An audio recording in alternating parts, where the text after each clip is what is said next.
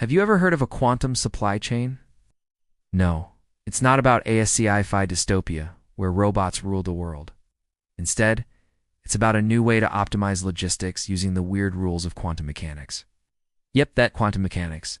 The study of the very small that has already helped us build better computers, more precise medical imaging devices, and unbreakable encryption. Now a team of researchers from MIT and elsewhere have developed a system that uses quantum-powered data analysis to help companies keep track of their supply chains. Their prototype can handle a small set of tasks at the moment, but the researchers hope their method will eventually be applied to a wide range of logistical challenges. And that's no small thing. Global supply chains are incredibly complex, involving countless moving parts and lots of opportunities for things to go wrong. For example, in 2021, 48% of U.S. firms reported delays in their supply chains, partly due to the COVID pandemic and partly due to other disruptions like extreme weather events. These delays had a major impact on firms' bottom lines, reducing profits by an average of 3.6%. And supply chains are only going to get more complicated as global trade continues to grow. So any method that helps us keep track of all these parts and predict when something might go wrong could really benefit both businesses and consumers. And that's where the quantum supply chain comes in. At the heart of the system is an algorithm that takes historical data about a supply chain and uses it to generate what-if scenarios about the future. For example, it might simulate what would happen if a supplier in China shut down for 2 weeks, or if a cargo ship was delayed by a week on its journey to the United States. These simulations rely on an idea from quantum mechanics called entanglement. Usually, when you're dealing with lots of variables, it's difficult to know how they will interact with each other.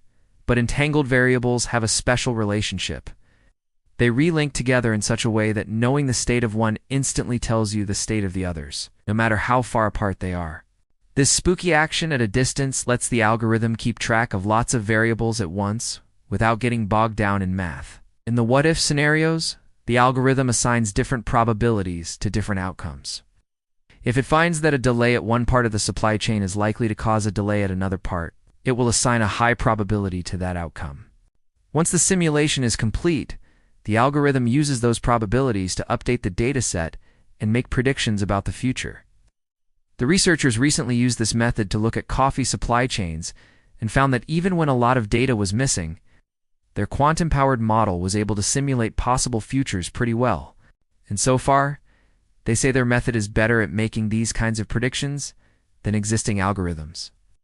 But this is just a prototype. The team's algorithm isn't quite ready for widespread use yet.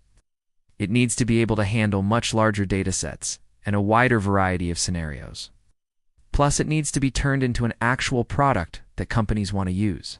Still, researchers think their approach could be especially helpful for smaller companies who don't have the resources to build their own supply chain expertise or hire expensive consultants. In the long run, they hope their tool will help reduce waste and delays in all kinds of supply chains. And who wouldn't want that? It's a weird and wonderful thing, quantum mechanics. It's given us some pretty nifty tools and may yet lead to even more. Who knows? Maybe one day we'll have quantum coffee makers that take advantage of the uncertainty principle to brew the perfect cup of joe no matter what. That would certainly be a super Schrodinger's cat situation. Thanks for watching this episode.